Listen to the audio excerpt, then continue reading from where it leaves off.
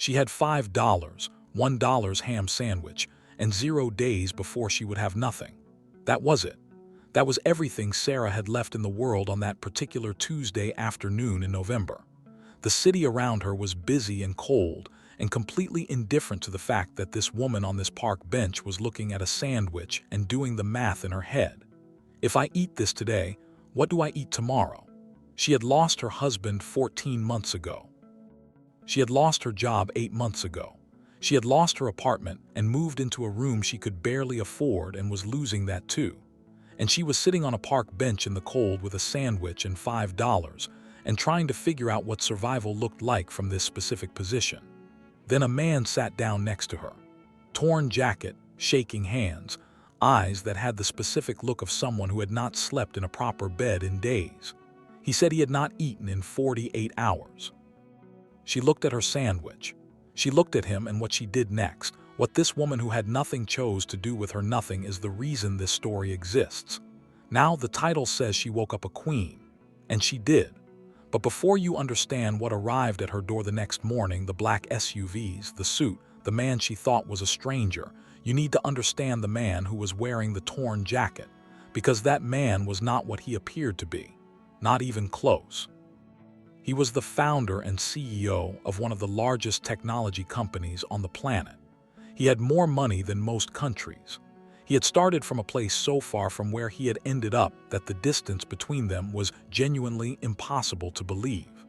He had also 1 week before he sat down next to Sarah made a decision. He was going to spend 7 days disguised as a man who had nothing. He was going to walk through the streets of the city with empty pockets and torn clothes and see who was actually kind when there was nothing to gain from it. 6 days in, he had found nothing. People had walked past him. People had looked away. People had given him exactly the response that a city full of busy people gives to someone who has nothing. Not cruelty, just absence. On the 7th day, he sat down next to a woman on a park bench. What happened in the next 10 minutes changed his life.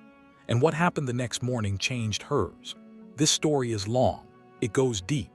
It has the man's full childhood, the building of an empire that started with one laptop and a borrowed desk, the love story that almost didn't survive his success. And then Sarah, her marriage, her husband's death, the year of loss, the park bench, the sandwich, and what it means when the universe decides it has been watching someone's character for long enough. Stay here. I promise you this is worth every minute. Before we go, if you believe that what you give from your worst moment always comes back to you, hit the like button. One tap. Subscribe to Tribal Tales Hub and ring the notification bell. Every week we have a story like this one. Comment below what would you have done with your last sandwich. Tell us honestly.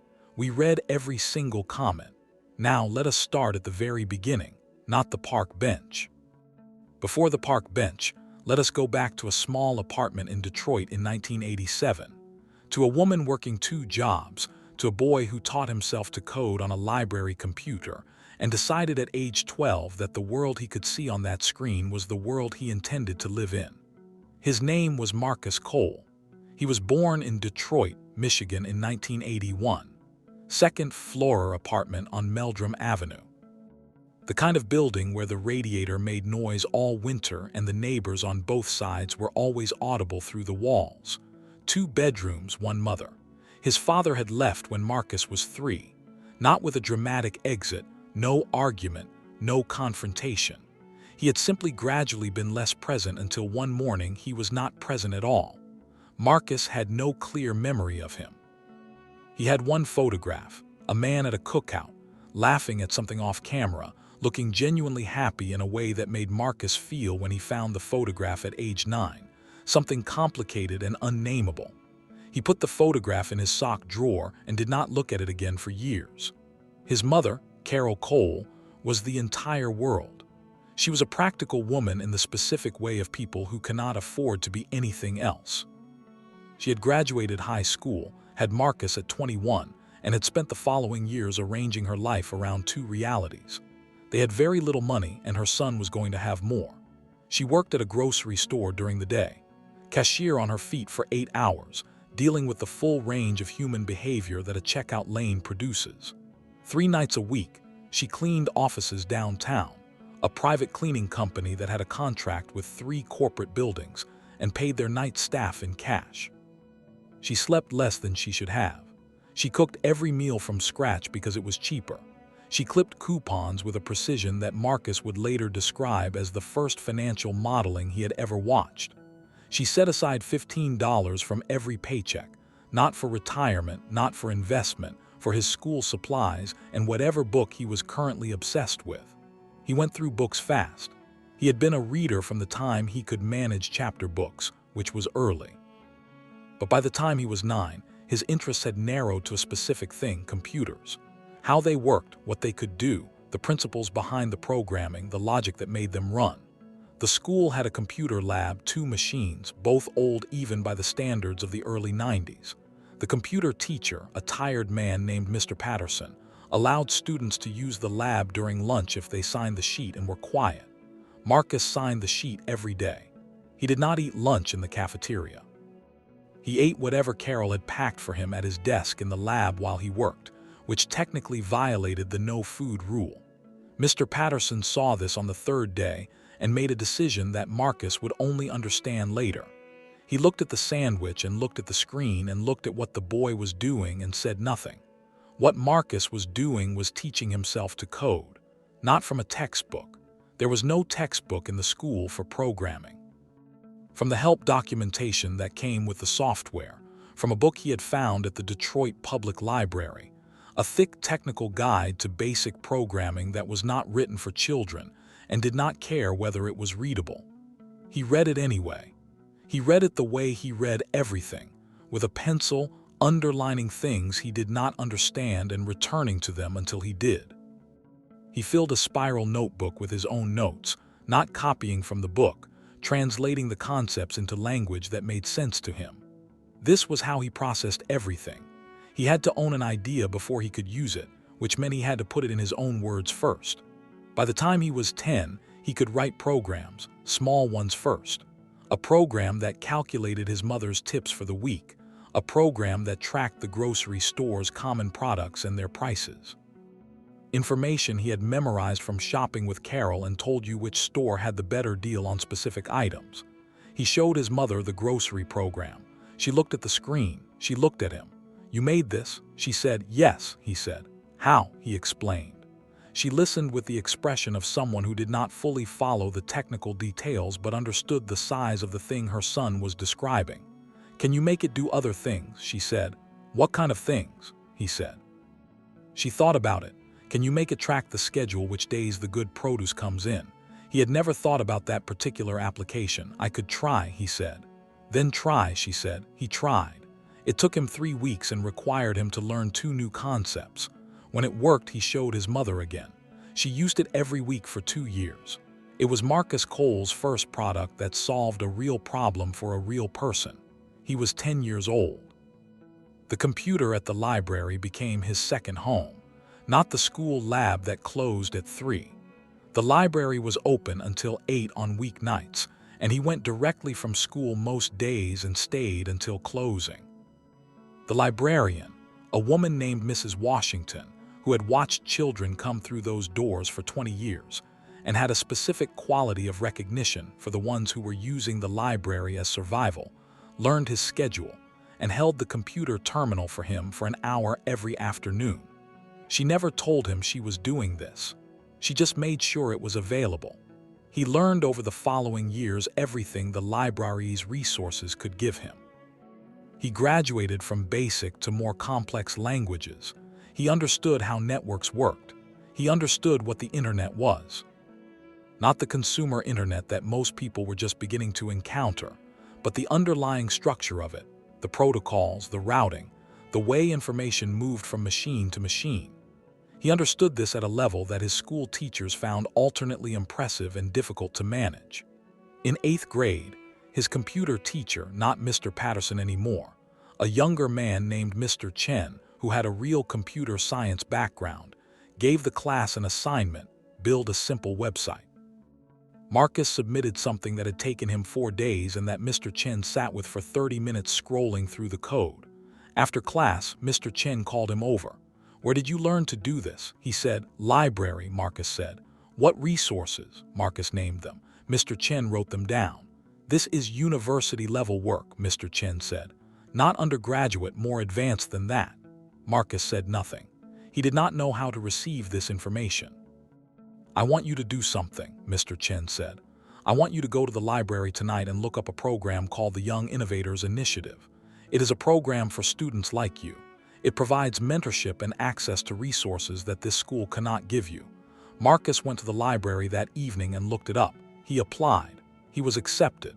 The Young Innovators Initiative changed everything. Not immediately. These things never change everything immediately. But it gave Marcus two things that his circumstances had not provided. One, access. Access to better hardware, better software, and technical resources that he could not have obtained in Detroit in the mid-90s any other way. Two people. The program matched him with a mentor, a man named Dr. Lawrence Park, a computer science professor at the University of Michigan, who was connected to the program through a friend's recommendation and who called Marcus on a Thursday evening after reading his application. You taught yourself most of this, Dr. Park said, not a question. Yes, Marcus said. How far are you in understanding database architecture? Marcus told him. There was a pause on the other end. Come to the university on Saturday, Dr. Park said. I want to show you something. Marcus took 2 buses to Ann Arbor on Saturday morning. Dr. Park showed him the university's computer science department, the servers, the lab, the equipment. He did not give Marcus a tour as a spectacle. He gave it as an introduction. This is the environment. These are the tools. This is where the work happens. Marcus walked through those rooms and felt for the first time something that had no clean name. It was not envy. He did not want these things for their own sake. It was recognition. The recognition of a person who has been building a thing in their head and suddenly sees the materials that the thing requires. He thought, I'm going to build something that belongs in a room like this. He was 13 years old. Secondary school was where Marcus separated himself completely from any question about what was possible. His public high school in Detroit was underfunded and overcrowded. Like most public high schools in Detroit in the 90s, the resources were not good. Many of the teachers were good people operating in difficult circumstances. Some were not good people at all. None of this mattered to Marcus because Marcus was not primarily learning in school. He was learning in the library, in Dr. Park's lab at Michigan one Saturday a month, in the books and papers and online resources that were beginning to proliferate as the internet expanded, and in his own bedroom on a computer that Dr. Park had helped him acquire through a program that provided equipment to high-achieving low-income students. The bedroom computer changed everything. He could now work at home late at night. After Carol had gone to sleep, she still worked the night cleaning 3 times a week. And on those nights, Marcus had the apartment to himself until midnight. He used every minute. By junior year, he had built 3 complete software projects, not school assignments, real projects, an inventory management system for small businesses, a simple content management platform for websites, a data tracking tool that he had built initially for his mother's work schedule, and that had expanded in his mind into something with much broader application. He showed these to Dr. Park. Dr. Park looked at them. He was quiet for a long time. Then he said, Marcus, I need you to hear something. Marcus waited. These are not student projects, Dr. Park said. These are products, the inventory system especially. I could show this to 3 businesses I know and at least one would want to use it. Could they? Marcus said. Could they what use it? Marcus said, if they wanted to. Dr. Park looked at him.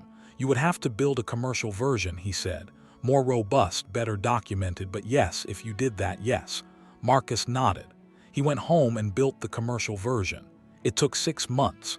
He finished it in the summer before his senior year.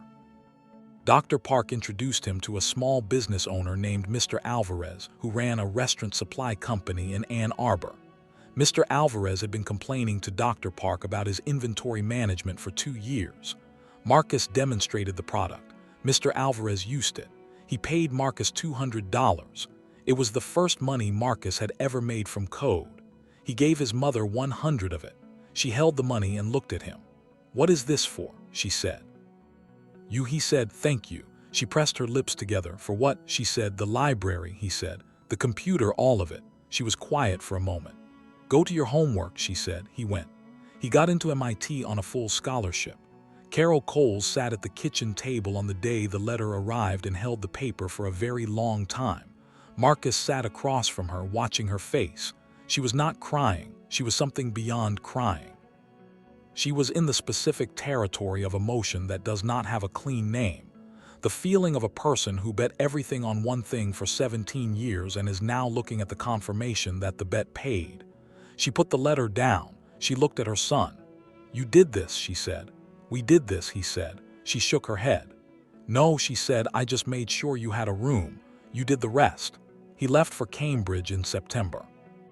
He took 2 bags and the laptop Dr. Park had helped him upgrade and a photograph of his mother at the kitchen table that he kept on his desk for the next 4 years. He called her every Sunday for 4 years at MIT, and for every year after that every Sunday. MIT was where everything accelerated, not because it gave him things he did not have. He had more technical knowledge than most of his peers at that point, which some of them found either impressive or annoying depending on the individual. MIT accelerated him because it gave him context. Context for what he was building. Context for the landscape of technology and business and where the gaps were. Context in the form of professors who were working on problems at the frontier of their fields and who treated students who were working at the same level as collaborators rather than pupils. He was one of those students. He also, in his first year, met James. James Ofer was his roommate. He was from Lagos originally, had come to MIT through a combination of scholarship and family support, was studying electrical engineering, and was the kind of person who laughed at things that most people found too small to laugh at. He and Marcus were different in almost every measurable way: background, personality, manner. James was easy and social. Marcus was focused and interior. James wanted to be at every party. Marcus went to none of them, but they had one thing completely in common. They both believed they were going to build something that had never been built before. Their conversations in that small dorm room at MIT became the foundation of a partnership that would last 30 years. James would say, "You focus too much on the technical. The product has to make people feel something." Marcus would say, "You focus too much on the presentation. The product has to actually work." They were both right. By their second year, they had built the first version of what would become their company. Not the final version, not even close, but the core idea, a platform that connected small businesses to enterprise-level software capabilities at a price point that small businesses could actually afford. The gap in the market was real. Large companies had technology infrastructure that small companies could not access because the technology did not exist. It existed because the cost of implementing and maintaining it was prohibitive for a business with 20 employees. Marcus and James intended to fix this. They called the company Novate Solutions. They registered it in their senior year. They graduated MIT in 2003. By 2005, Novatech had its first 20 clients and a team of 6 people working out of a rented space in Cambridge that had the specific atmosphere of a place where something real was being built by people who had no backup plan. By 2008, they had raised their first significant round of venture funding, $4 million. It felt like the world. Marcus called his mother. "$4 million, she said. "Yes," he said. "Is that enough?" She said. "It is enough to hire 30 people, he said. 30 people, she said. "Yes," he said. "Make sure they have good health insurance," she said. He laughed. "Okay, Mama," he said. By 2010, Novatech was one of the most discussed companies in the enterprise software space. Not the largest, not yet, but the one that analysts and investors kept saying the same thing about. The growth rate here is not sustainable. They were wrong. It was sustainable. By 2015, Novatech had offices in 14 cities, 12,000 clients, and revenue that put Marcus and James in the category of genuinely wealthy people for the first time in their lives. By 2020, Novatech was valued at $47 billion. Marcus Cole was worth personally approximately $8 billion. He was living in a penthouse in New York. He had a team of people who managed everything from his calendar to his security. He had been in Forbes 4 times. He had spoken at 3 TED conferences. He had met every significant person in the technology industry and several significant people outside it. He had also in all of this done something that his childhood had not prepared him for. He had become disconnected, not from the work. He still cared about the work with the same intensity he had brought to the library computer at age 9. Disconnected from people, from the ordinary experience of the world, from what it actually felt like to be a person who was not surrounded by other people who knew who he was. He had first noticed it 3 years before the park bench. He had been walking through his own company's offices, and he had watched an interaction between a junior employee and a senior manager. The junior employee had just done something wrong. Not badly wrong. A mistake. The kind of mistake that junior employees make and learn from. The manager had handled it with the specific casualness of someone who had forgotten that the person in front of them was a person. Marcus had stopped. He had watched. He had remembered something. He had remembered being 9 years old and handing a program to his mother and her saying, "You made this." The specific quality of being seen. He had thought, how many people in this building feel the opposite of that every day? He had not done anything with the thought immediately, but it had stayed and it had grown until the year before the park bench when he had been sitting in a board meeting reviewing a report about employee satisfaction scores and had understood something that the data was trying to tell him and that he had been avoiding. His company had become a place where people did not feel seen. Not through malice, through scale, through the specific blindness that comes when an organization grows faster than its culture can be maintained. He had done 3 things in response. He had restructured the leadership. He had commissioned a full internal review of employee relations, and he had made a decision. He was going to spend a week in the world without his name. He was going to find out from the inside of an ordinary experience who people actually were when there was nothing to gain from being kind. He had told James. James had said, "That is either the most insightful thing you have ever done or you are having a breakdown." "Neither," Marcus said. "I just want to remember what it feels like to be in the world without a safety net." James had looked at him. "You grew up without a safety net," James said. "I know," Marcus said, "and I want to remember what that person looked like from the other side." He had his assistant acquire a specific set of clothing. He had left his phone at the penthouse, taking only a burner phone programmed with 1 number. He had taken $200 in small bills and walked out of his building into Manhattan on a Monday morning. 5 days of walking, sitting in parks, eating at soup kitchens, sleeping in shelters, being exactly the thing he appeared to be. Nobody recognized him, not one person, not because he was unrecognizable. He was recognizable to anyone who followed the technology industry. But the torn jacket and the unshaved face and the body language of someone who had nothing produced a filter that was more powerful than any disguise. People saw what they expected to see and did not look further. He asked for help twice. Both times the person he asked walked away without responding. Not the 3rd time he asked. Not on the 7th day. Not from a woman on a park bench with a ham sandwich and $5. Her name was Sarah Mitchell. She was born in Cleveland, Ohio in 1984, the 3rd of 4 children. Her parents, Thomas and Ruth Mitchell, were working people. Her father drove a delivery truck for a beverage company for 30 years. Her mother worked at the county hospital as an administrative clerk. They were not wealthy. They were not struggling. They were the specific version of American working class that is defined by reliability. People who showed up, who paid their bills on time, who took care of what was theirs. Sarah had grown up in a small house that was always clean and almost always warm, and that had the specific quality of homes where people are present. Her father came home for dinner. Her mother cooked. They ate together. On Sundays, they went to church, and her mother made enough food for anyone who might come by. She had been a good student, not extraordinary. She did not have Marcus-specific genius, the kind of capability that bends the available resources around it. She was thorough and careful and worked hard and understood that school was a door, and you either opened it or you did not. She opened it. She went to Cleveland State University for social work.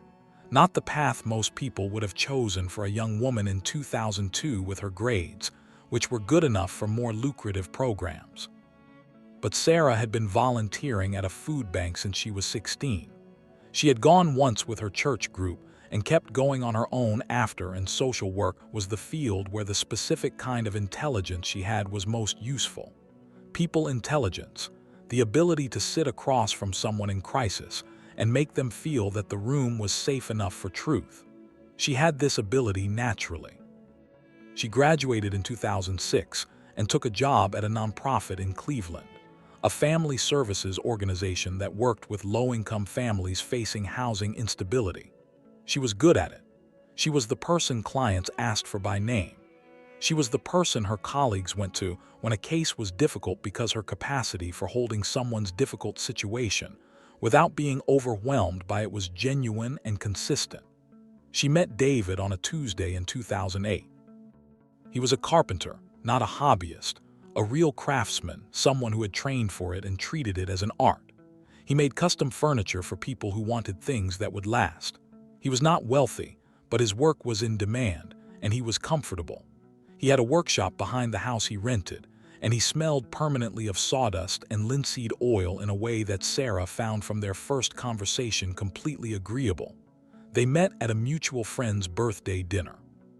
He was quiet in a group. She noticed him because he listened to people when they talked, actually listened, not waiting for his turn to speak. She valued this highly. It was rare. He noticed her when she corrected their mutual friend about a comment he had made about a family in her case load. She did not use the family's name. She just pushed back on the generalization clearly and without heat. He appreciated the combination of directness and care. After dinner, he helped with the dishes. She was doing the same. "You work in family services," he said. "Yes," she said. "You make furniture." "Yes," he said. "How long?" She said, 8 years. He said, "You too." She said, "Do you like it?" He said, "Yes." She said, "The work is hard, but it matters." "Mine too," he said. They talked until the host politely mentioned it was 11:30. He asked for her number. She gave it. He called the next day. David Mitchell, she took his name at their wedding in 2010, was the most stable person Sarah had ever known. Not boring. He had opinions and humor and a specific dry way of saying things that made her laugh multiple times a day, but stable in the deep sense. He was reliable in the specific way of a craftsman. He said what he would do and he did it. He came home when he said he would. He was honest about things even when honesty was uncomfortable. He kept his word. She had not fully known until she encountered it, how much she needed this. She had grown up in a reliable home. But adult life had eroded something in her trust of reliability. The work she did every day, watching families fall apart, watching systems fail people who deserved better, had given her a baseline skepticism about permanence. Things were not permanent. Situations changed. People left. David showed her that some things could be permanent, not through declarations, through consistency. For 8 years, they were happy. They bought a house in 2012. A small 3-bedroom in a neighborhood that was not perfect but was improving. They fixed it up together. He did the structural work. She handled the painting and the finishing. It took 2 years. They ate dinner on a folding table in the middle of the unfinished living room for 4 months and laughed about it. They talked about children, not on a fixed schedule. They were not schedule people. They just talked about it in the future tense with the specific ease of 2 people who believe the future is real and available. They had friends, real friends, people who came for dinner and stayed too late and left happy. People who called when something was wrong because they trusted the Mitchells to be present for difficult things.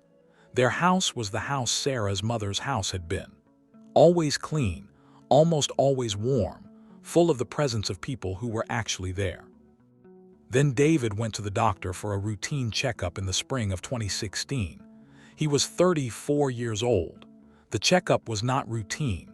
The diagnosis was non-Hodgkin lymphoma, stage 2, which meant it had spread beyond the initial site but had not reached the most critical organs. The oncologist said with the specific measured optimism that oncologists use, the optimism that is not performing certainty because certainty is not available, that it was treatable, that the treatment was aggressive but established, that they had caught it at a point where the odds were still meaningful. David came home and told Sarah. He sat at the kitchen table. She sat across from him. She did not fall apart. This was one of the things David would say about her later in the months when he needed something to hold on to. She did not fall apart when he told her. She went very still the way she went still when a client told her something devastating. The stillness of a person who is receiving information and deciding what it requires rather than what it means for them. Then she said, "What is the first appointment?" He told her. "I am coming." She said, "I know." He said she came to every appointment for 2 years. She arranged her work schedule, their finances, their household around the treatment calendar. She learned to speak oncology the way she had learned to speak social services thoroughly, not as a lay person gathering information, but as a participant who needed to understand the system in order to navigate it effectively. She also held him not only in the physical sense, though that too during the nights when the treatment made sleeping difficult, and he needed her presence in a basic bodily way in every sense. She held his fear when he expressed it, which was not often because David was not a person who expressed fear easily. She held his humor. He continued to be funny through most of the treatment, which was both his coping mechanism and his gift to her. She held his hope when his ran low, and he held hers. This was the thing she would think about later in the year after he was gone. How much of her hope had been held in him. She had not understood that until she was managing her own. The treatment worked for 18 months. Then it did not. A scan in the spring of 2018 showed progression. The lymphoma had moved. A different treatment approach was tried. It did not work as well. Another approach, David came home from his appointment on a Thursday in October 2018 and sat at the kitchen table in the specific way of someone who has received news they need to time carefully. She sat across from him. She had learned in 2 years of appointments and scans and conversations with oncologists to read his face the way she read her clients' faces. She read it now. She said, "Tell me," he told her. The cancer had progressed to a point where the conversation had shifted from treatment to management. The oncologist had been honest, the specific honest that doctors use when the situation has moved past the point where optimism serves. They sat at the table for a long time. She did not fall apart. Later, when he was asleep and the house was quiet, she went to the backyard and sat on the steps in the cold October night. And she did something she had not done in 34 years. She talked to the dark, not to God specifically.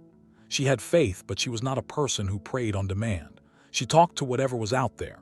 She said the things she could not say inside where he might hear, where he was protecting her by being brave. She said she was afraid. She came back inside. She got into bed. She held him. He died in February of 2019. Peacefully, which is what people say and which is also true. He was at home. She was beside him. He was not in pain. The palliative team had made sure of that. He had said goodbye to the people he needed to say goodbye to in the weeks before. He had been in his last days the person he had always been. Present, honest, grateful for the specific life he had. He told Sarah 2 days before he died something she would carry for years. "You held me up," he said. "For 2 years you held me up.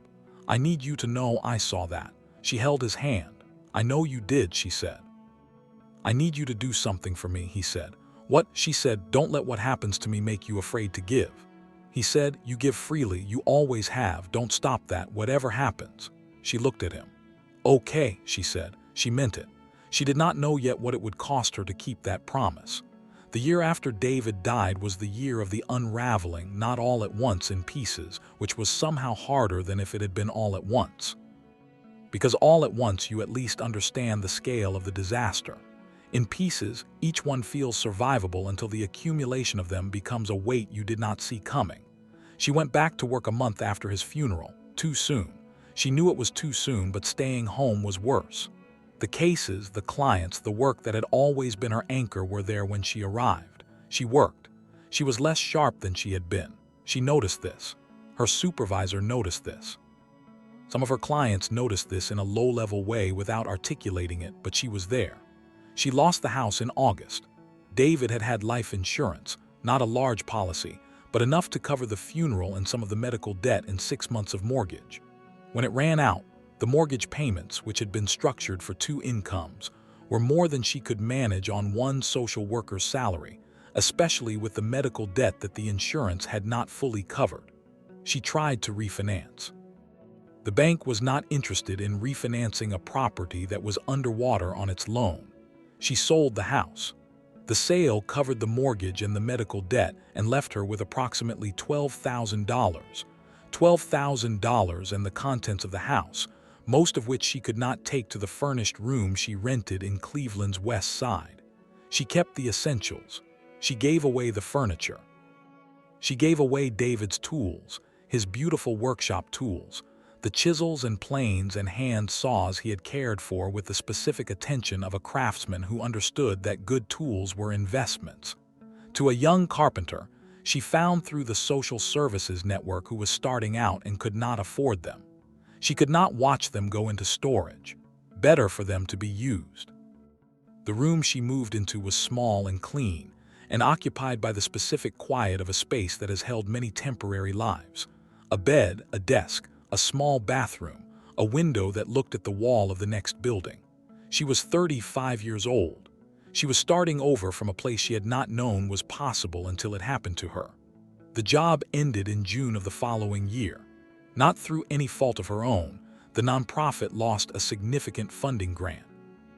The kind of institutional shock that forces small organizations to make impossible choices. They cut 3 positions. Hers was one. Her supervisor, a woman she had worked alongside for 9 years, told her with the specific pain of someone delivering news they cannot fix. "I am so sorry, Sarah," she said, "if the funding picture changes." "I know," Sarah said. "Thank you for everything." She cleaned out her desk. She walked to the bus stop. She sat on the bus and watched Cleveland pass the window and did the math. She had the $12,000. She had spent some of it rent, food, basics. She had approximately $8,000 left. The room cost $400 a month. Food, transport, phone, another $400, $800 a month. 10 months. She had 10 months before she had nothing. She applied for unemployment. It was approved at a level that covered her basic costs but left nothing for the unexpected. She applied for jobs, every social services position in the city. She had 11 years of experience. She had references. She had skill. But the nonprofit sector in Cleveland in 2020 was contracting, not expanding. The positions she applied for had 20 applications, 30. She got 3 interviews in 4 months. She did not get any of the jobs. She reduced her expenses. She moved to a cheaper room. She ate less. The money dwindled. By October, she had $400. By November, she had $120. By the Tuesday in November that this story began, she had $5 and a ham sandwich. She had made the sandwich herself that morning. Ham and mustard on white bread. She had been rationing the bread, half a loaf, carefully used for 4 days. This was the last of it, the last of the ham too, and the mustard was almost gone. She had packed it into a bag with a book she had borrowed from the library, and she had gone to the park because the room was small and the walls were close, and sometimes you needed to be outside even when outside was cold. She sat on the bench. She looked at the sandwich. She thought about David. She thought about what he had said. "Don't let what happens to me make you afraid to give." She thought, easy to say when you're not out of food, David. She thought this and then felt guilty for thinking it and then let herself feel it anyway because grief included the complicated parts and she had learned that. She opened her bag. She took out the sandwich. She looked at it for a moment. Then she heard the man sit down beside her. "Subscribe if this story is reaching you. We have one of these every single week. Stories that stay with you for days." She did not look at him immediately. When someone sits next to you on a park bench, there is a specific social contract, a moment of parallel presence that does not require acknowledgement. She kept her eyes on the sandwich in her hands, but she could feel him, not in a supernatural way.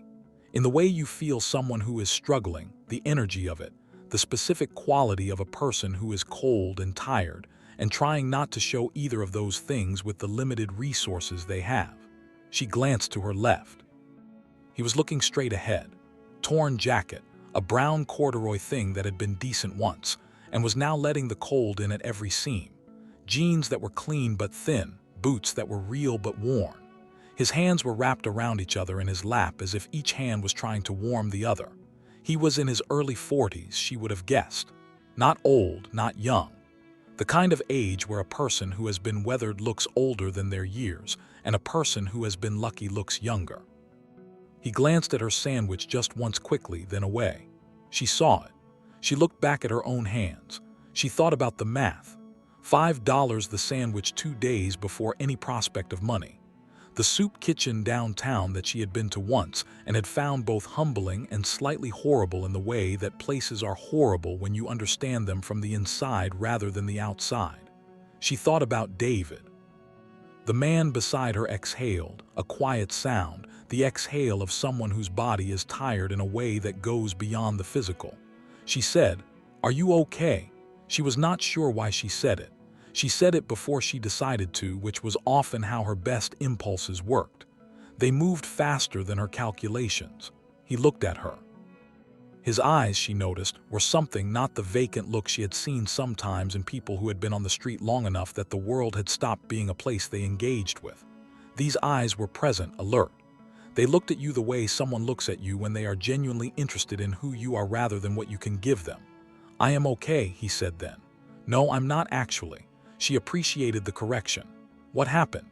She said. He was quiet for a moment. "I lost my job," he said. "And then I lost my apartment, and then I lost." He stopped. "A few things went wrong at once." She nodded. She knew this specific progression. "How long since you ate?" she said. He looked at the question for a moment. 2 days, he said. She looked at her sandwich. She looked at him. She thought, David. She picked up the sandwich. She held it out to him. He looked at it. "I cannot take your food." He said. "You can." She said. "You were about to eat it." He said. "I was," she said. "But you haven't eaten in 2 days." "Neither of us have money," he said. She was quiet for a moment. "How do you know I don't have money?" she said. He looked at her, at the coat that was thin, at the bag that was library worn, at the specific sitting posture of someone who had nowhere more comfortable to be. "Because people who have money do not sit on park benches in November with a single sandwich," he said. Not unkindly, as a fact. She looked at him. "Fair," she said. She held the sandwich out again. "Take it," she said. "Please." He took it. He held it for a moment, then he ate. He did not eat it fast, which surprised her. She had expected the specific urgency of real hunger, but he ate deliberately, not slowly but with attention, like someone who understood what he was receiving. She watched his face while he ate. She had given food to people in need many times in her work. She had sat with people in crisis. She understood hunger not from personal experience until recently, but from years of proximity to it. This man ate the way someone eats when they have been hungry long enough to understand that food is not just fuel. It is care. It is someone deciding you matter. When he finished, he held the empty bag in his hand. "Thank you," he said. The words were simple. The quality behind them was not simple. "It is fine," she said. He shook his head. "It is not fine," he said. "It is significant. You gave me your food." She looked at the cold park around them. "I also have $5, she said. "There is a cafe on the corner. They have coffee." He looked at her. "I'm not going to take your last $5, he said. "It is cold," she said. "Coffee is warm. Take it." She held out the bill. He looked at it. Then he looked at her. She thought he is going to say something that lands correctly. She could feel it coming the way you can feel rain before it arrives. "Why?" he said, not ungratefully, genuinely. The question of someone who wanted to understand the mechanism of what was happening. Because she said, "I have been in a difficult situation for a while. And the thing I have learned about difficult situations is that you do not get through them by stopping caring about other people. You get through them by caring about everyone, including yourself." He was quiet. "Someone told you that," he said. "My husband," she said. He noticed the past tense. "I am sorry," he said. "He died almost 2 years ago," she said. "I am still sorry," he said. She accepted this. She held the $5 out again. He took it. He stood. He looked at her for a long time. "What is your name?" he said. "Sarah," she said. "Marcus," he said. He held out his hand. She shook it. "Sarah," he said, "I am going to remember this." She said nothing. He turned and walked into the crowd. She watched him go. She sat on the bench for a while after. The cold was sharper now without the warmth that company provides. She had no sandwich. She had no money. She had a library book and the bench and the gray November sky. She was not sorry. This was the specific thing she examined on the bench and then later in the room. Was she sorry? She turned the question over the way she turned difficult things over, carefully looking at all sides. No, she was not sorry. She had made the right choice. She did not know how she was going to eat tomorrow. But she had made the right choice, and there was a specific and real satisfaction in that which was different from happiness and more durable. She went back to the room. She made tea. She had tea, a box of generic tea bags that were running low, and tea without milk or sugar was still tea and still warm. She sat at the desk. She took out a notebook. She wrote David a letter. She did this sometimes in the period after his death, not believing he received them. She did not know what she believed about that, but the act of writing to him clarified her thinking. He had been the person she processed the world with, and his absence created a gap that she was managing imperfectly by writing to him. She wrote, "I gave away the last food today to a man in a torn jacket on a park bench. You would have done the same. You would have been better about it than me. You would have found something funny to say. I just handed him the sandwich and said, 'Please,' which was not funny at all." She wrote, "I do not know what tomorrow is, but I kept my promise to you." She closed the notebook. She went to bed. She slept well. In the morning, she woke to a sound she had not heard before at this address. Multiple cars in this neighborhood. Multiple cars arriving simultaneously was unusual. She went to the window. 4 black SUVs, 2 town cars, several men and women in formal clothing on the pavement. She thought, wrong address. She was pulling on her coat to go to work. She had a library shift that day, a part-time shift she had taken when her savings had dropped below 500 when the knock came at her door. She opened it. A woman in a navy suit stood in the hallway, professional, composed. "Miss Sarah Mitchell," she said. "Yes," Sarah said. "My name is Diane Chen." The woman said, "I work for Marcus Cole. He would like to speak with you if you're available." Sarah looked at her. "Marcus Cole," she said. "Yes," Diane said. "I met a man named Marcus yesterday," Sarah said. "Yes," Diane said. "That was Mr. Cole." Sarah looked at the woman in the navy suit. Then she looked at the hallway behind her and down to the street through the building's glass door where the 4 black SUVs were visible. She thought, "Okay, give me 5 minutes," she said. Marcus was standing outside by the cars when she came down. He was not in the torn jacket. He was in a suit that Sarah would later learn cost more than she had earned in 2 years. His posture was different from the bench. Not the closed-in posture of someone cold and tired, but the open posture of someone completely at home in their own skin. He looked the same in the face. The eyes were the same. She stopped on the front step. "You," she said. "Yes," he said. She looked at him for a long moment. "You were not homeless," she said. "No," he said. "How long?" She said, 7 days, he said. "I wanted to understand what it actually felt like to be in the world without a safety net." She was quiet for a moment. "And what did you find?" she said. He looked at her. "Mostly people who walked past," he said, "for 6 days, and then you." She looked at the SUVs. She looked at him. "Who are you?" she said. "Marcus Cole," he said. "I run a technology company." "I know who Marcus Cole is," she said slowly. "I read the newspaper." "Then you know," he said. She sat down on the front step. He sat down beside her. She said, "The sandwich." "Yes," he said. "Your last food," he said. "And $5, she said. "And $5, he said. She looked at the street for a moment. "I did not do that because of who you are," she said. "I know," he said. "That is why I am here." He did not lead with the offer. This was the thing that Sarah would think about later, that he had not immediately produced a folder and listed what she was getting. He sat on the step beside her in his expensive suit, and he talked to her like a person. He asked about David first. Not intrusively, he had asked Diane to find basic information, which was a sentence that Sarah would need time to process when she learned it later. But he knew David had died. He knew she had been a social worker. He knew about the house and the job. He had wanted to understand who she was before he said anything else. He asked about David's work, what he made, what kind of craftsman he was. She told him. He listened the way he had listened on the bench, completely without the distracted, partial attention of someone who was waiting for his turn. She told him about the furniture, the workshop, the specific way David talked about wood, the grain of it, the way different species behaved under different tools, the philosophy that a piece of furniture should be honest, should show its joinery rather than hiding it.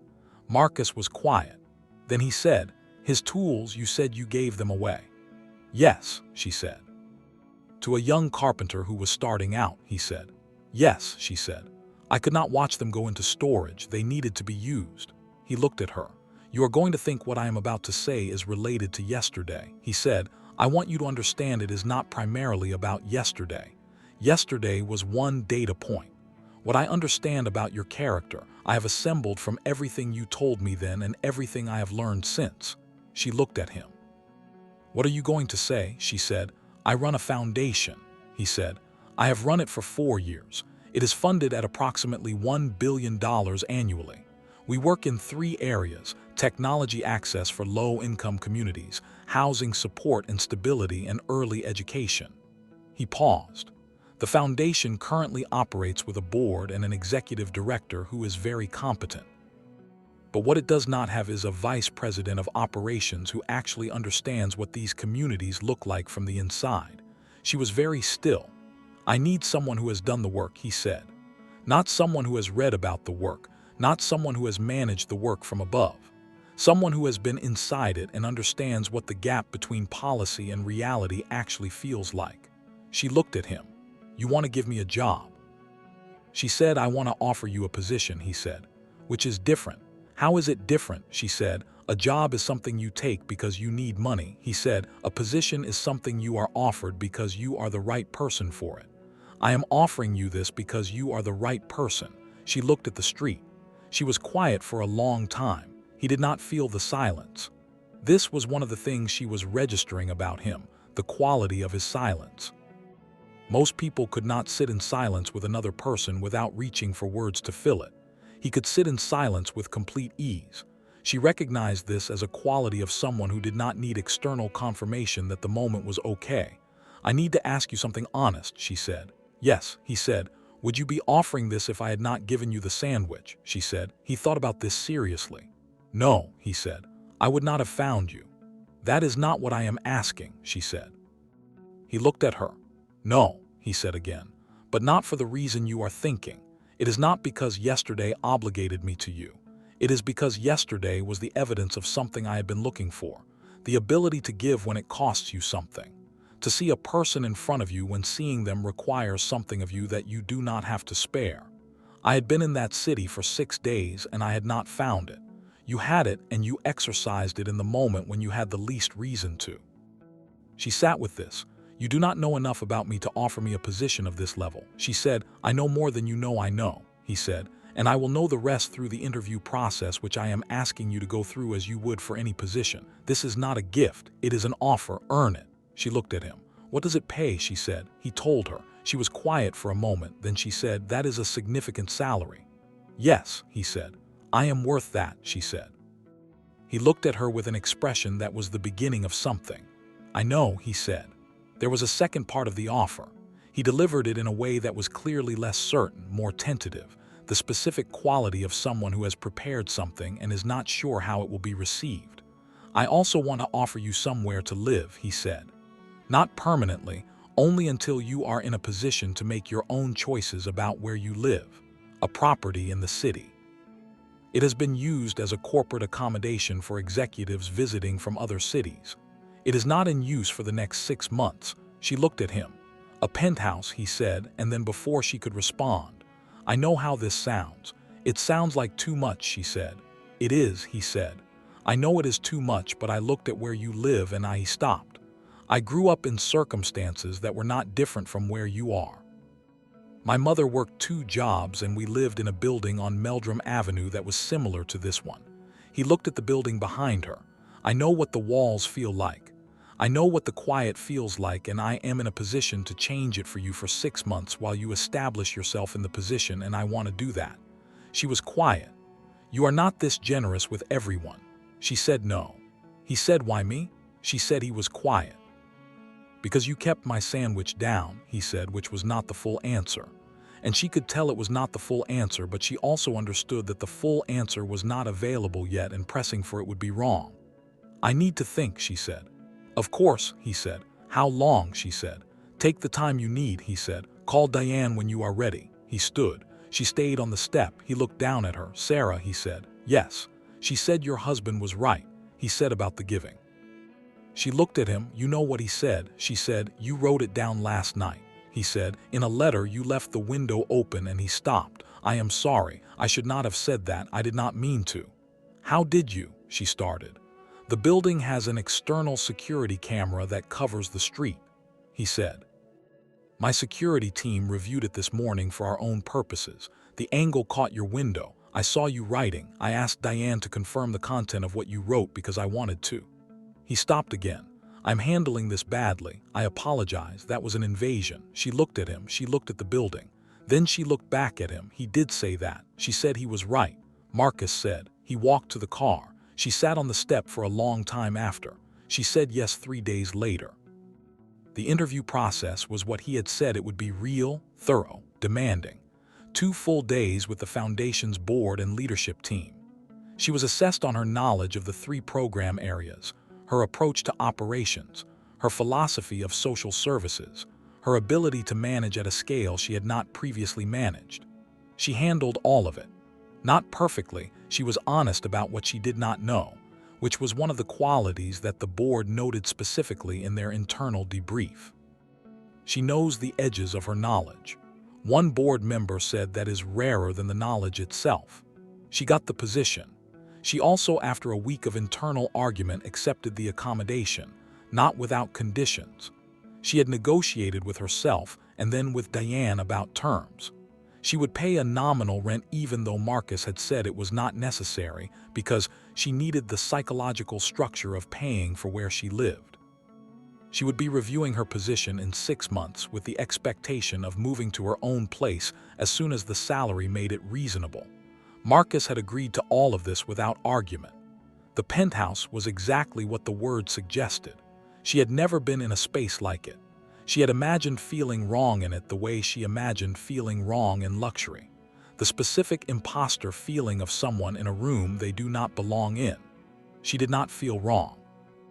She stood at the floor-to-ceiling windows looking at the city and thought about David. She thought, you would have made a joke about this. She thought, I know what you would have said. She could hear his voice, something about not getting used to it because she would have to give it back. She smiled. I know, she said to the city, to him, to the room. I know. She started work the following Monday. The Foundation's offices were in a building in Midtown Manhattan. She had been given an office, a real one, not a workstation. Her name was on the door by the time she arrived. The gesture was not lost on her. Her first week was immersion, reading everything she could about the Foundation's 3 program areas, the current initiatives, the staff structure, the budget. She approached it the way she had always approached new environments, by learning the existing landscape before she started suggesting changes to it. She was rigorous about this. She sat in on meetings without speaking for the first week. She took notes. She asked questions after, not during. By the end of the first month, she had a clear picture of the gaps between the Foundation's stated goals and its operational reality. The same gap she had been seeing her whole professional life. The gap between what organizations designed to help people thought they were doing and what the people they were trying to help actually experienced. She wrote a 20-page internal document, not a complaint, a map. Here is where we are. Here is the distance between here and where we say we are. Here is a proposed approach to close it. She submitted it to the board and to Marcus. The board discussed it for 2 hours. Marcus read it in one sitting and sent her a message at 11 at night. It said, "This is the most useful thing anyone has put in front of me in 3 years. We need to talk." They met for coffee the following morning. Not at the Foundation offices. He suggested a place near the park where they had first sat. This was not accidental, and she noticed that it was not accidental. She arrived before him. He arrived 5 minutes later. They sat across from each other in a small cafe with coffee between them. The document, he said. You read it, she said, 3 times. He said, the section on the housing program specifically, you identified 3 structural issues that our entire operational team missed. They were not looking from the right angle. She said they were looking at the program from the inside. You need someone who has been inside it from the other side. He looked at her. You spent the first month just watching. He said, yes, she said. You didn't suggest anything for a month. He said, I don't suggest things before I understand what is there. She said, that is how mistakes get made. He was quiet for a moment. "Where did you learn that?" he said. "From the people I worked with for 11 years, she said. "From my clients. You learn from people who have learned it the hardest way." He looked at her. This was the moment she would think about later. The specific quality of how he looked at her in that cafe. It was not the look of an employer. It was not the look of a grateful benefactor. It was the look of someone encountering something that surprised them in a way they had not been prepared for. He said, "I need to tell you something." She waited. I have been thinking about you," he said. He said it carefully, as if testing the sentence for structural integrity before committing to it. Not in a way related to the foundation, in a way that is more personal. "And I am telling you this because I believe in honesty, and because you work for the foundation and you deserve to know what I am thinking so that you can make clear your own position on it." She looked at him. She was not surprised. She had been noticing things, the specific quality of how he listened when she spoke. The texts at 11 at night that were always professional but were also not strictly necessary. The way he showed up in her mind at specific moments when she was thinking about something and thought, "I want to tell him this." "I hear you," she said. Is this something that is?" He stopped. "I'm not asking you to respond right now. I'm just being honest." "Okay," she said. He waited. "I have been thinking about you too," she said. He was quiet, but she said, "Yes," he said. "I lost my husband 2 years ago," she said, "and I have been in the most difficult period of my life, and I am just starting to find my footing again, and the last thing I want to do is make a decision about something important from a position of not knowing the ground beneath me." He nodded. "Those are all correct reasons for caution," he said. "They are," she said. "And I am asking you to give me time." "I have time," he said. She looked at him. "You have $8 billion, she said. "You probably feel like you have everything." He looked at her. "I spent 6 days in the cold with a torn jacket," he said, "looking for one person who was kind. I found one. I have exactly as much time as that requires." She looked at him for a long moment. Then she picked up her coffee.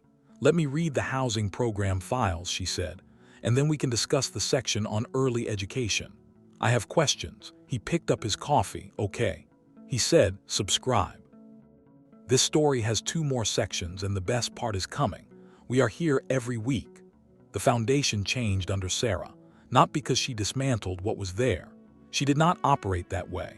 She had spent 11 years in social services, understanding that the most effective change was not the one that arrived with the most noise, but the one that started from the most accurate understanding of the problem. She started from accurate understanding. The housing stability program was first. She rebuilt the intake process, the way families were first encountered, assessed, and connected with support. Using everything she had learned in Cleveland about what the gap between institutional support and real human need looked like, she hired 4 people she knew from her professional network, people who had spent careers inside the communities the foundation was trying to serve. Within 6 months, the program's success rate, defined as families who were stable and housed 12 months after initial contact, had improved by 31%. This was not a number. This was families. She knew this because she made sure she knew it.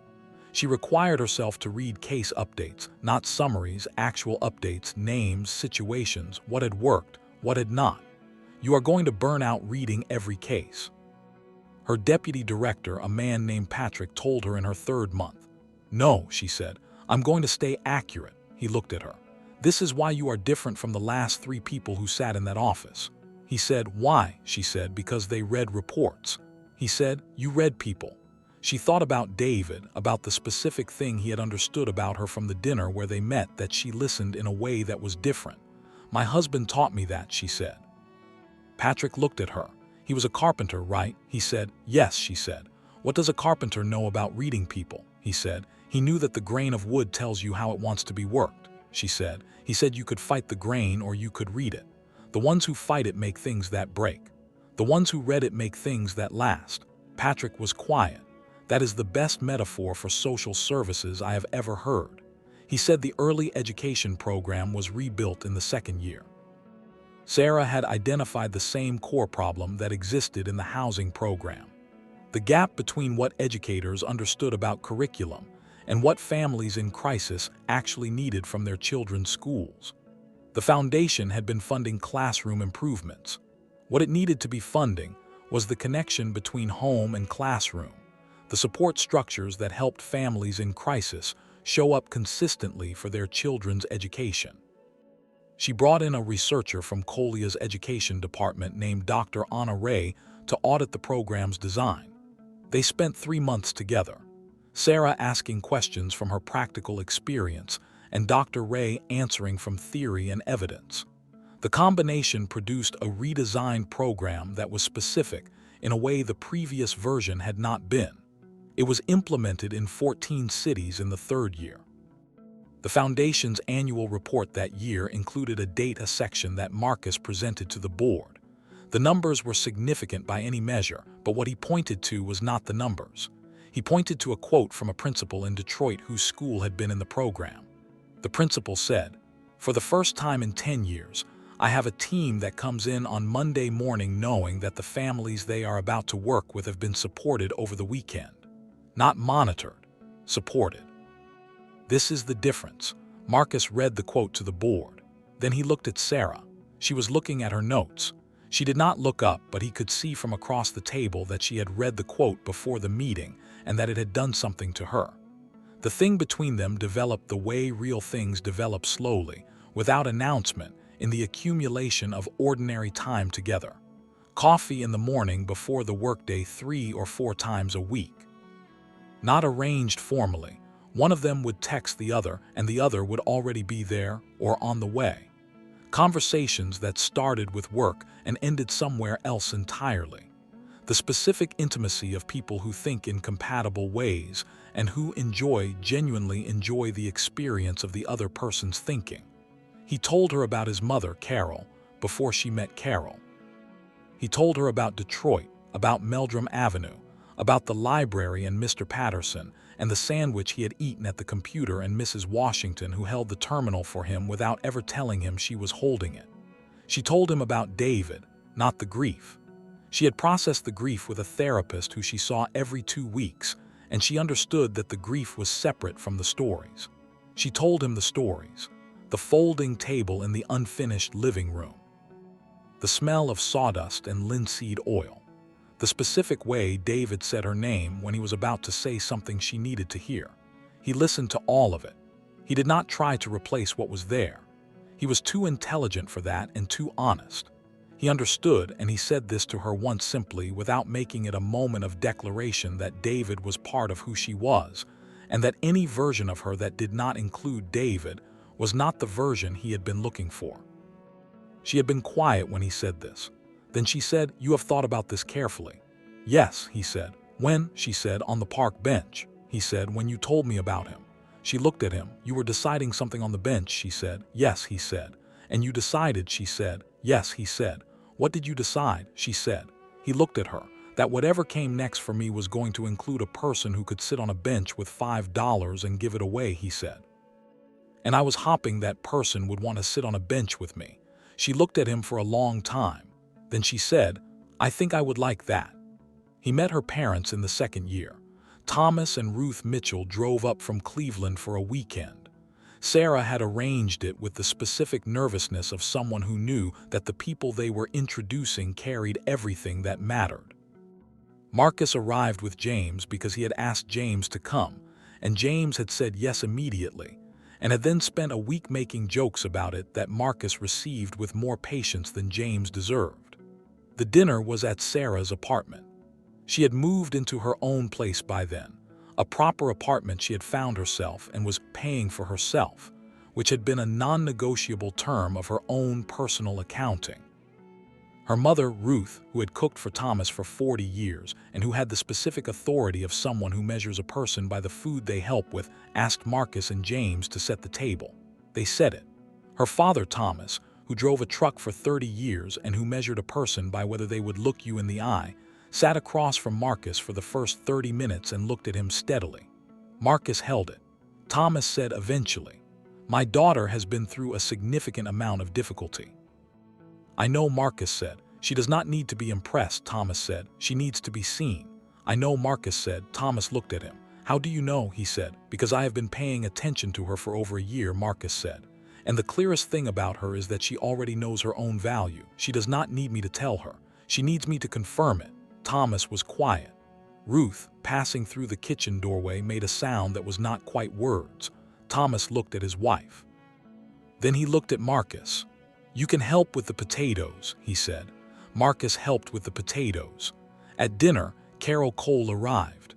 Marcus had flown her up from Detroit, which Ruth had found out about and had already told Thomas about in a way that communicated approval before the meal began.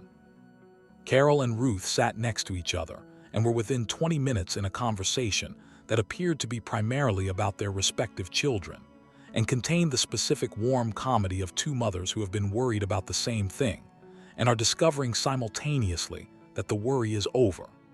James sat between Thomas and Sarah's brother Kevin, who had driven up from Cleveland too, and within an hour was doing impressions of Marcus that everyone at the table found funnier than Marcus did. Sarah sat across from Marcus. She watched him be present with her family, not performing, not managing the impression, just present. He talked to her father about trucking routes in a way that suggested he had looked it up before arriving. He asked her mother about her work at the county hospital in a way that was not polite interest but genuine curiosity. She watched him hold Kevin's baby who had been brought along and who was 9 months old and who, at a specific point in the evening, reached up and grabbed Marcus's nose. Everyone laughed. Marcus, still holding the baby, looked across the table at Sarah. She was already looking at him. The baby was still holding his nose. He could not do anything about his expression because of the baby, but she could see it anyway. He proposed on a Sunday in November, 1 year after the park bench exactly. He took her to the same park, the same bench. He had arranged for the usual population of pigeons and park walkers to be supplemented by nothing. No violinists, no photographers, no crowd, just the bench and the park and the cold November air and the two of them. They sat on the bench. He said, "I have been thinking about what to say." "Okay," she said. "I have thought about it for 6 months," he said. "And what I keep coming back to is that there is nothing I can say that is as good as what you said to me on this bench a year ago." She looked at him. "What did I say?" she said.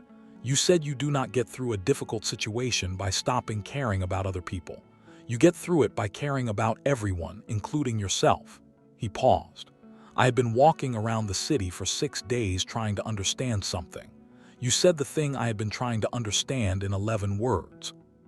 She was quiet. "David taught me that." She said, "I know," he said, "and he was right, and you lived it. You live it every day in the work you do and in the way you are with people and in the way you still write letters to someone who is not here because the love does not stop just because the person does." She looked at the park. Her hands were in her pockets against the cold. "Marcus," she said. "Yes," he said. "Ask the question," she said. He reached into his coat pocket. He held out a ring. It was not the largest ring in the world. It was not performing anything. It was a beautiful ring, a single stone, warm in color in a setting that was precise without being cold. He had chosen it with the same attention he gave to every decision, asking questions, understanding what it was, what it represented, getting it right. She looked at it. She looked at him. "Sarah Mitchell," he said, "will you marry me?" She looked at the ring. She thought about the sandwich, about the $5, about a man in a torn jacket who had looked at her with those eyes and said thank you in a way that was not about manners. She thought about David. She thought, "I know what you would say." She thought, "I know." "Yes," she said. They were married in the spring, not a large ceremony. Sarah had no interest in large ceremonies, and Marcus had been to enough of them to know they were mostly for the people who were not getting married. 200 people, real people. The staff from the foundation, her family, his family, James and his wife, and 3 children, Dr. Park, who had driven up from Ann Arbor and who sat in the 3rd row and cried during the vows. Carol Cole sat in the front row. Ruth and Thomas Mitchell sat beside her. At one point during the reception, Sarah looked across the room at the 3 of them. Carol and Ruth talking with the specific ease of women who had become friends over a year of holiday calls and Sunday messages. Thomas laughing at something Carol had said, and she felt something that she held carefully. David had not been here for this. That was true. And this was also happening. Both things could be true. She had learned this in 2 years of grief, that the absence of someone and the presence of life were not competing realities. They lived together. They had to. She had written David a letter the night before the wedding. She had told him about Marcus, about the bench, about the sandwich. She described it in detail, the ham and mustard on white bread, and she could hear as she wrote the specific laugh he would have laughed. She told him she was keeping her promise. She told him she was still giving, that the giving had returned to her in ways she had not been able to imagine sitting on that bench with nothing. She told him she was happy. She closed the notebook. She got dressed for her wedding. The foundation continued to grow. In year 3 of Sarah's tenure, the housing program was running in 22 cities. The early education program was in 31. The technology access program, which she had rebuilt from the ground up in her second year, stripping out the theoretical framework that had been built by people who had never needed technology access, and replacing it with a practical model based on what communities actually needed, was reaching 200,000 people annually. She had been profiled in 2 major publications. She did not enjoy the profiles. She found the attention misaligned. It was always focused on her as a person rather than on the work and the people the work served. She said this directly to both publications. One of them published it, the other did not.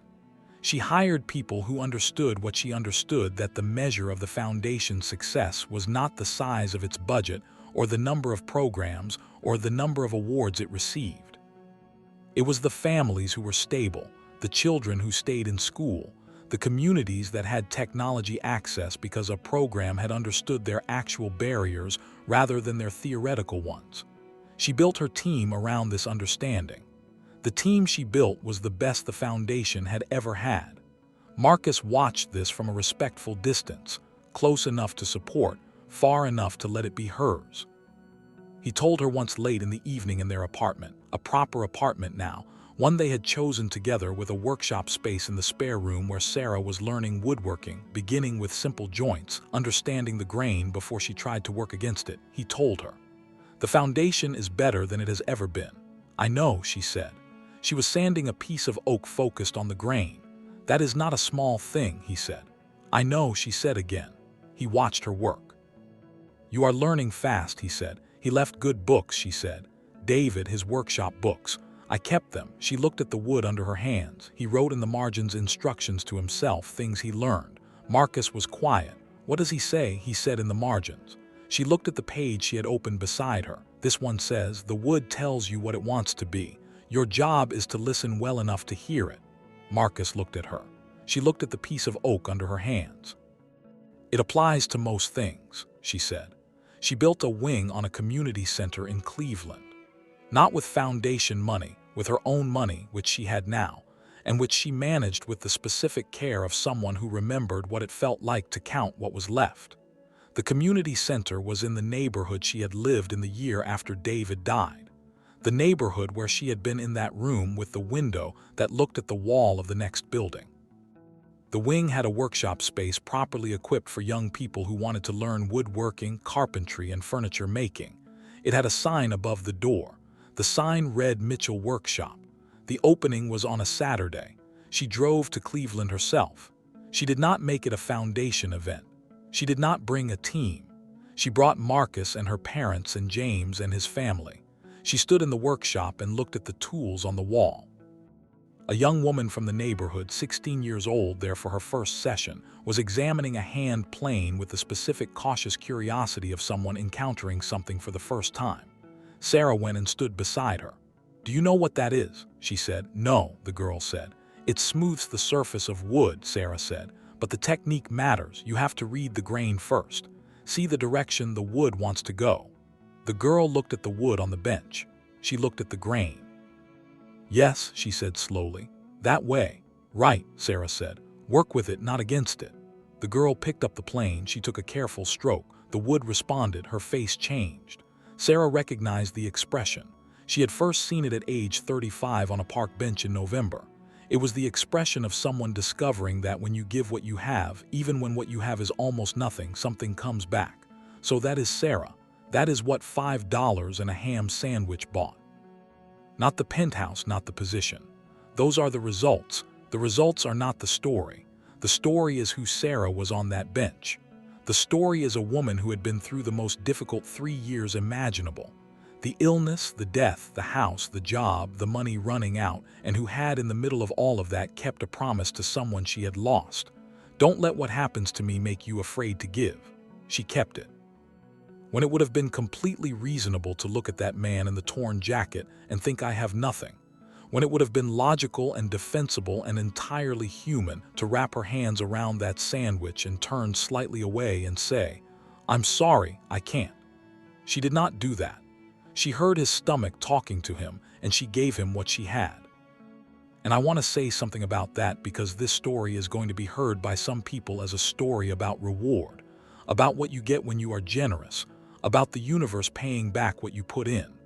And yes, some of that is in this story, but it is not the most important thing. The most important thing is what Sarah said to Marcus on that bench when he asked why. She said, "You do not get through a difficult situation by stopping caring about other people. You get through it by caring about everyone, including yourself." She was not giving the sandwich because she expected something back. She was giving the sandwich because that is who she was. In the middle of the worst financial situation of her adult life, she was still the person who had been going to the food bank since she was 16. Still the person who had given David's tools to a young carpenter because the tools needed to be used. Still the person who read every case file instead of the summary because behind every summary was a person who deserved to be seen as a person. That character does not come from good circumstances. That character comes from a decision you make again and again about who you are going to be in every situation you face. Sarah made that decision under circumstances that would have broken most people's capacity to give. She did not break. There is also something in this story about Marcus who spent 6 days trying to find kindness and found it in a woman with nothing. Not because kindness is rare. Kindness is not rare. It exists in enormous quantities in ordinary people doing ordinary things. But the specific kindness of someone who gives from their absolute bottom, who has nothing left and gives that nothing is rarer. And what Marcus understood after 6 days of being invisible was that the kindness he was looking for was not the easy kindness of abundance. It was the costly kindness of scarcity. He had built a company that served 12,000 businesses. He had built a foundation that reached hundreds of thousands of people, and he did not know until that bench whether any of it had been built from the right thing. Sarah told him, not with a speech, with a sandwich and $5. $1 more thing, David, he said. Don't let what happens to me make you afraid to give. He said it from a bed in their house when he was 2 days from the end of his life, and he was using the time he had to say the things that mattered most. He knew his wife. He knew that the biggest risk of what was coming was not the financial difficulty. He knew she would find a way through that. The biggest risk was that the weight of losing him would close her, that it would make her protect what was left of herself by not giving it freely. He told her not to do that. He told her on 2 days' notice, and she carried it for 2 years. And she was sitting on a park bench with a ham sandwich when it mattered. He was right about her. He had always been right about her. And the proof of it, the specific, undeniable proof, was not the penthouse or the foundation or the salary or the ring. The proof was a man who came back the next morning, not because of what she had given him, because of who she was when she gave it. If this story reached you, if any part of it sat in your chest and stayed there, hit that like button right now. 1 second, 1 tap. Subscribe to Tribal Tales Hub and ring the notification bell. This is what we do every single week. We tell stories about people who were at the bottom and gave from the bottom and what came back to them. Stories that remind you that character is the only asset that cannot be taken, lost, or devalued. Share this video. Send it to someone who has been giving from their last and wondering if it means anything. Send it to someone who is sitting on a park bench with a sandwich and a question. Tell them it means everything. Comment below. Tell us, have you ever given something when you had almost nothing to give? What happened? Tell us the whole story. We read every single comment. This is Tribal Tales Hub. The greedy always fall. The overlooked always rise, and the ones who give from their last, they always wake up a queen. We will see you in the next story.